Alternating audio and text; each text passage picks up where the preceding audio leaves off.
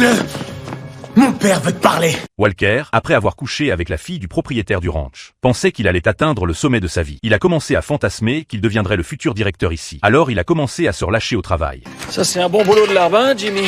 Qu'est-ce que t'es, toi, là? Ce qu'il ne savait pas, c'est que sur ce ranch, Rip avait déjà commencé à le remarquer. Ce jour-là, Rip, poussé à bout, est passé à l'action. Ce n'était pas une dispute, mais un règlement de compte. Eh, qu'est-ce que tu fous, là? Mets-toi un peu au boulot. Tu parles, ce soir je mets les voiles. T'auras qu'à aller boire ma paye au bistrot pour ce que j'en ai à foutre.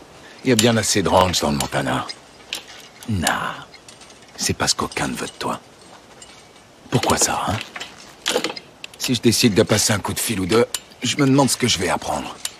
Disons que je trouvais la fille du fermier un peu trop à mon goût. Ça nous fait un truc en commun, pas vrai?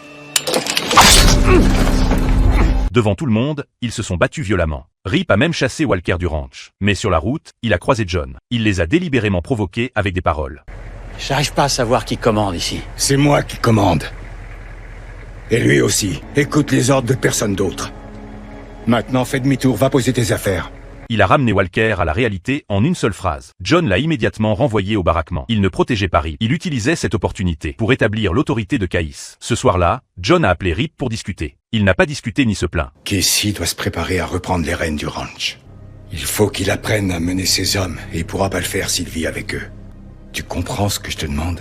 Ce soir-là, il a volontairement emménagé dans le baraquement. Caïs a emménagé dans l'ancienne cabane individuelle de Rip. Le transfert de pouvoir était accompli. Quand Beth a appris ce qui s'était passé, elle a confronté John avec colère. J'ai 35 ans, je suis une adulte. Je suis assez grande pour refuser qu'on me dise ce dont j'ai le droit de parler à table ou non. Après être sortie, Beth a vu la silhouette de Rip assis seul sur la pelouse. Puis elle s'est dirigée vers lui. Beth a fixé les blessures sur le visage de Rip. Elle a dit que c'était un sacrifice infernal. Beth a dit que c'était la décision de ton père. Beth avait le cœur brisé, craignant qu'il ne parte. Alors elle lui a dit: T'en vas pas, Rip. C'est vous, ma famille. Même si vous le considérez pas comme tel.